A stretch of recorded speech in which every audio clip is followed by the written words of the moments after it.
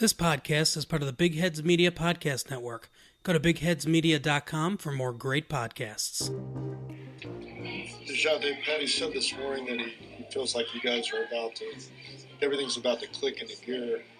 Bryn said the same thing, said you guys are starting the season over. Is that kind of the mood that you got, the worst is over yet, you guys are ready to start a new season? I mean, times like that is going to make us appreciate, times like, where we're headed. And, I believe in, I'm happy playing with every guy on this team. So we just got to fight together and, we'll get good results. Absolutely. We just, today we said we're starting our new season because we think we're ready to go now. So ready to do it. Yeah. We basically said we're trying to, start over, start brand new, and then just get rolling and keep it going. So.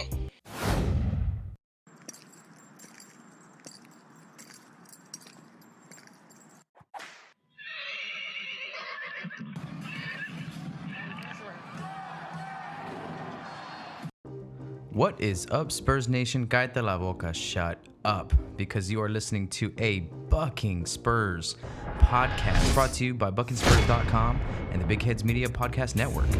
I'm Robert Trejo Jr., your host of ABSP. Like the great GOAT, Coach Pop, would say, we're all about players who are over themselves and are about team success, as are we here at ABSP. So follow in the footsteps that the greatest big three to ever do it have laid down for us, otherwise known as the Spurs way. Be a true team player and subscribe to this podcast on iTunes, Spotify, Stitcher Podcast, or wherever you get your podcast jam on.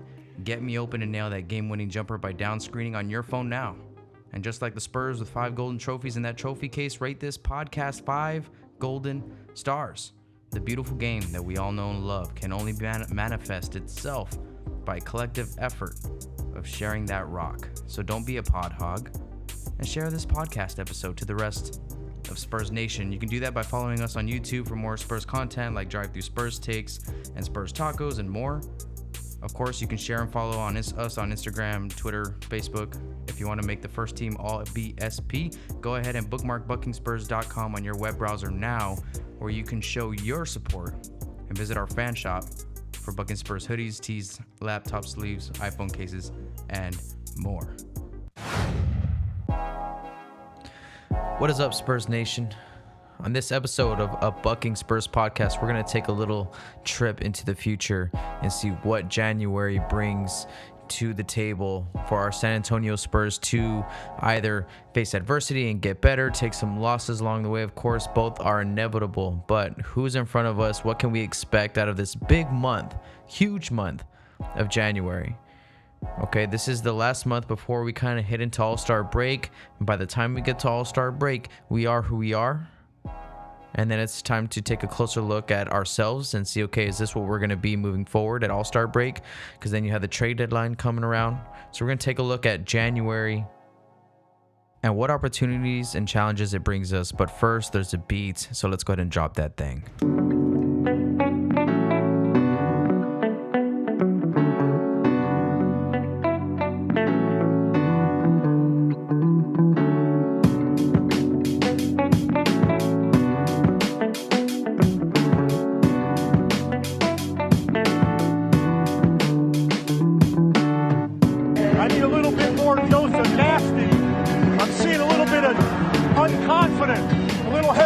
It's not supposed to be easy. Every round gets tougher. Penetrate hard. Good passes. Shoot with confidence. I want some nasty. Look past me. No, I don't want your suffering. I don't want your future. Look past my future. Look for your future. That's it. God, I love this movie. Definitely one of the best X-Men movies besides Logan, in the past like 6 or 7 tries by X-Men. Anyways, in November, the Spurs, we had a terrible month, probably one of the worst starts to any NBA season that we've had in over 20 years, and we went 4-12 in the month of November. 6-5 this month so far. We still got one more game tomorrow as I'm recording this against the Golden State Warriors. Of course, depleted Golden State Warriors, but at the same time, they're still very tough. So hopefully by tomorrow night, in the wee hours of the night, we're 7-5. Right now, we're sticking at 6-5, which is better. We played 16 games in November. We're playing 12 in December, and we're above 500 for the month, and that's where we want to be. We got to keep it that way. January gives us a new year, new me, new fresh start of the season. If you heard in the clips in the beginning of the episode, I think that's the feeling going through the locker room. Bryn, Patty, DJ, Derek, all these guys have kind of chimed in, saying that, it's a new year. We kind of feel like we're winning. A lot of the people were asking them like, hey, you guys are 7 out of your last 12. We're actually playing pretty good now. We started terrible, but things are starting to, turn around. So, new year, new me, hashtag Spurs life, because we're moving forward. All right, so playing the top 4 teams in the East is probably the most interesting part of this month. We got Milwaukee, Toronto, and Miami. Those 3 teams, we're going to play them twice in the month of January.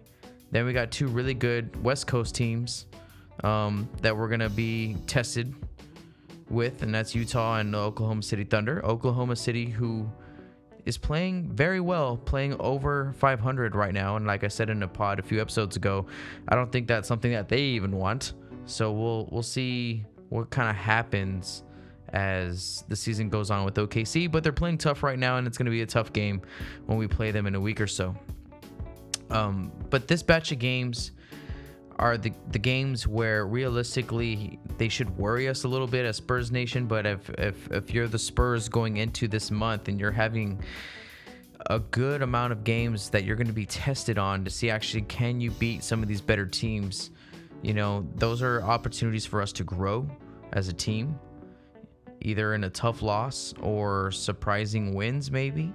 We aren't supposed to win some of these games that I just talked about. Milwaukee is playing out of their mind. Miami is second in the East right now. Toronto is Toronto. You know what I'm saying? We're not supposed to win some of these games.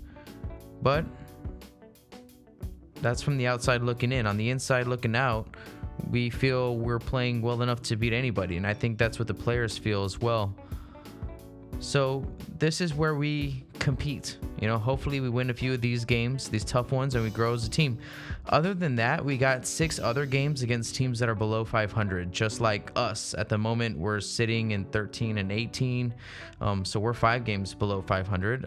But twice this month, we got Phoenix. That's going to be key right there. We need to take care of Phoenix because they're a part of this conversation. We could use these games here to get some momentum and some wins from teams that we're trying to separate ourselves from, right? AKA like the trash heap of the NBA. We don't want to, speak ill of any teams, but to be mentioned in this trash heap that I'm talking about this month, we're playing Atlanta, who's last in the East. We're playing Memphis, who's a tough game, but they're not there. They beat us at home on Tony Parker night, and I don't think I'll ever forget that. But we took care of them recently. Then we got New Orleans, who's not playing well without Zion. Then we got Phoenix twice, right? Phoenix 2 times on the road and at home.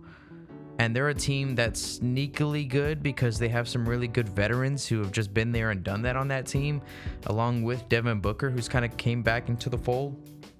So I think that those games are going to mean a little bit extra when it comes to the hierarchy of the NBA, and we don't want to be considered a team that can lose to Phoenix, right? We want to actually take care of Phoenix 2 times in a row, and that would actually set the tone moving forward. And then we got a team like Chicago, right, who's just, doing their thing in the East, but shouldn't be in the level that we want to be playing at. We should be able to take care of Chicago again. So Atlanta, Memphis, New Orleans, Phoenix twice, and Chicago. We should also take a team like Oklahoma City, who's not bad.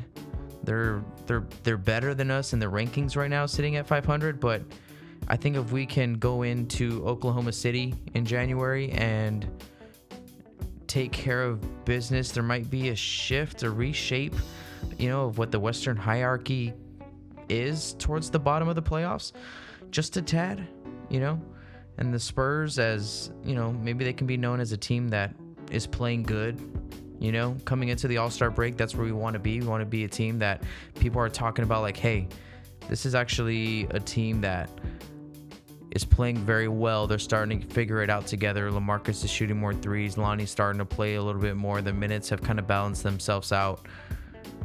And we can get something going before All-Star break. That's where we want to be. Okay, now that's best case scenario. When we come back, we're going to talk about worst case scenario right after the break.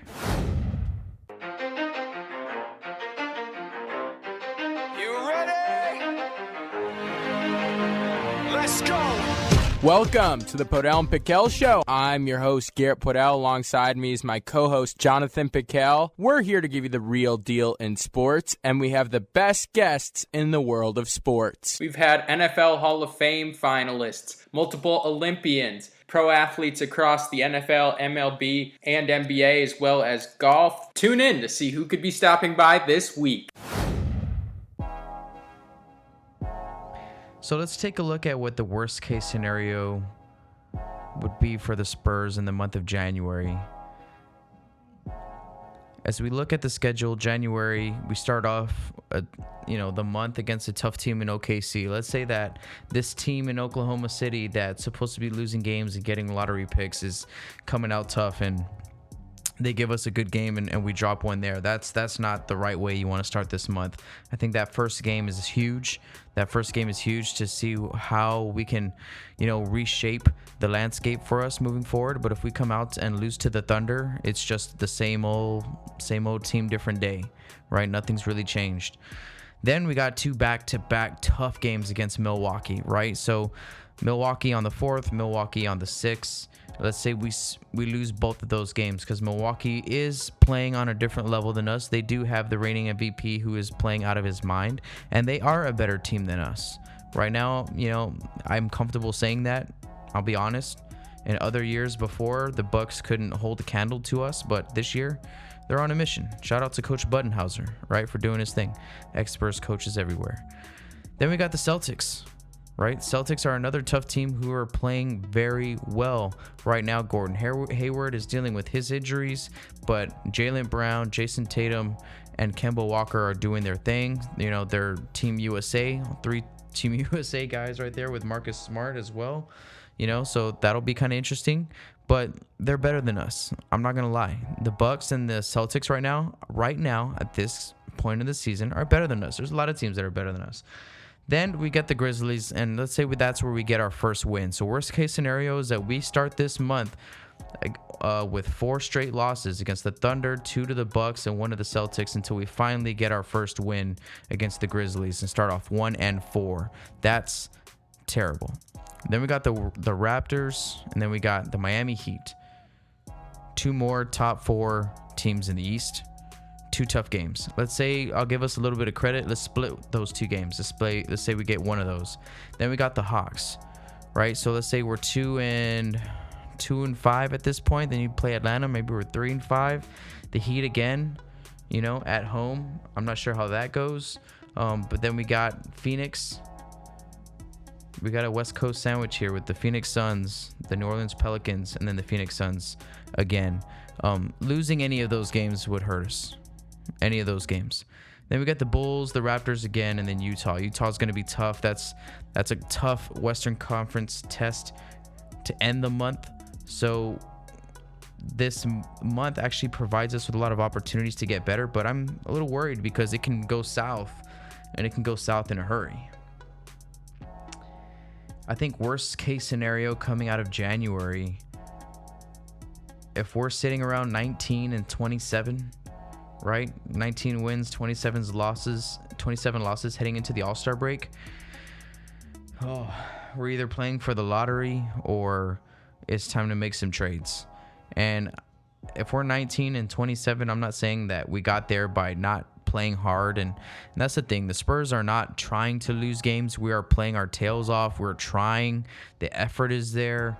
I feel like we're not just, trying to tank and get a lottery pick. That's not what we want. We want to be competitive. We want to be competitive now this year, but we need everyone in that locker room to get it together and do it collectively, right? It can't just be little bits and pieces throughout the locker room. Everyone else is selfish or not really putting winning or team priorities before, individual priorities. And maybe that's what it is. I don't know. But 19-27 is worst case scenario. Best case scenario, out of this month, we come out 10-5. Right, there's 15 games this month. Let's say we split with Miami, Milwaukee and Toronto. We split with those three. Let's say we drop 1 or 2 to maybe Boston and Utah, which would put us somewhere around 23-23. 23 losses, 23 wins, which would put us at 500, which would actually put us, if we were 500 right now, would put us in the 7th spot in the Western Conference, or maybe the 8th seed. 500 basketball might be what we need to be aiming for to try to sneak into the 7th, 8th spot right before All-Star break. That's where we want to be. We don't want to be outside looking in halfway through the season. We want to be kind of separating ourselves from the Phoenixes, the Minnesotas, the New Orleans, the Sacramentos of the world, and start bunching ourselves up right now with the Portland Trailblazers, the Oklahoma City Thunder, some of these other teams that are kind of in the middle of the Western Conference, right? The Rockets, the Clippers, LA, those teams have, the Mavericks, those teams have kind of put themselves up at the top of the West, but we're still fighting for mediocrity, and that's kind of the hard part. Is that we're trying to get out of the bottom of the race and trying to get into the middle, and fighting for mediocrity is something that the Spurs don't do. It's what we don't do, so it's new for us, but I think we got to be patient because things are clicking. I think the players know that. I think we can see that the minutes are starting to figure themselves out. I'm excited the way I see us play sometimes on the floor. I love to see Derek White and Jakob on the floor at the same time because they bring a whole defensive second shot opportunity to the table that our first string kind of has trouble putting the ball in the hole, and when we do, we lose. But when they can come out like against Memphis or against Detroit and put the ball in the hole early, and actually it all starts and ends with LaMarcus Aldridge. He's going to be our main guy. DeMar DeRozan is getting his 20, 21 a game. He's playing unbelievable. He's averaging 5 or 6 assists a game. He still does little boneheaded things from time to time, but he's playing his tail off. So you can live with some of those things, but if you look at it, we win games when LaMarcus Aldridge goes off. We lose games when he has mediocre or subpar nights. And that's where we're at moving forward. So the month of January, I'm very excited about it. We're going to have a lot of good games against Toronto, right? I like to see what San Antonio has to say to Fred VanVleet, right, when he comes into town. Phoenix are going to be tough games. Devin Booker's young and up and coming, right? We got Milwaukee. We're going to see Giannis come into town. Coach Bud doing his thing, right? And Miami's a tough team, and actually like, Tyler Hero, right? So a lot of good games this month, a lot of good opportunities for us to get better. If we can win some of these games that we're supposed to be losing, maybe against Utah, maybe against Boston, maybe we can split with some of those higher teams, those, big name teams in the East. I think we come out of this month with a whole different view, and people are going to start talking about, oh man, y'all remember in the beginning of the season, everyone counted the Spurs out. Everyone thought they were done, but look at them now. They're 7th in the Western Conference. They're rolling. They've won, 10 out of the last 15. Things like that going into this All-Star break, and then we can adjust and we can take a step back and look okay, what do we want to do as an organization? Is what we're doing right now good enough to get us where we want to be? That's competing for a championship. Is it or is it not? And that's when the new GM, upstairs. I forgot his name. Right? Is his name right? I forgot. Our new GM. Correct me. Leave a comment down below if you know what his name is. But he's gonna have some decisions to make. RC Buford is gonna have some input in it, I'm sure. So is Pop and as the president of the organization. So there's a lot of interesting storylines to be playing out this month. So stay tuned. Stay interested. Right, into what's going on with the Spurs. Don't give up. Believe in our young guys. Our young guys in Austin are doing big things every night. Every night, one of those guys is going off. Keldon one night, Quindary another night, Luka another night, Chimezi drops, a double-double. Drew drops a double-double one night. So they are doing their things in Austin. So stay humble, stay ready. Good things are coming for us. If we look into the future and, get past our own whatever, I think we can see some good things out there. We just got to be patient, Spurs Nation. So thank you, Spurs Nation, for a great year, great 2019. Looking for even better things in 2020. Thank you for all the support across the board. Be careful. Have a great night celebrating. Eat your grapes. Make your wishes. Save one of your wishes for the Spurs Nation, and just kind of enjoy your night. Drink responsibly. Have fun, but do it the right way. Happy New Year's to everybody and all my listeners. Thank you guys for tuning in. Again, you can subscribe on YouTube. If you are watching on YouTube right now, leave a comment down below. Share this. Put the little notification bell so you know when we drop more content. Follow us on iTunes, Spotify, Stitcher, wherever you get your podcast gem on. Make sure to scroll down and rate 5 stars right now. Do it. Scroll down. I'm hijacking your phone. Stop what you're doing unless you're driving. But scroll down, rate 5 stars, share this episode with the rest of Spurs Nation, and go Spurs go. Shout out to the Big Heads Media Podcast Network. Again, you can find all of our content at buckingspurs.com. We'll catch you on the next episode. Go Spurs go. I think Bryn or DeJounte just said this kind of feels like a fresh start. Do you see it that way too?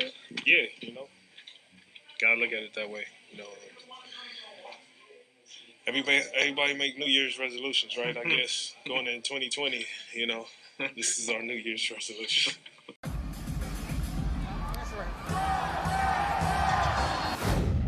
Hello, Gonzaga Hoops fans. I'm Andy Patton, host of the new Score Zag Score podcast. It's the start of what should be another outstanding season for the Zags, and I'm here to provide 3 episodes per week detailing everything you need to know about this brand new, up-and-coming Gonzaga team. With 8 new freshmen and transfers on the roster, let me give you updates, analysis, and recaps of each game this season, while also diving into recruiting for upcoming seasons and providing regular recaps of the 7, yes, that's right, 7 Zags currently playing in the NBA. Subscribe wherever you get podcasts. You won't want to miss out.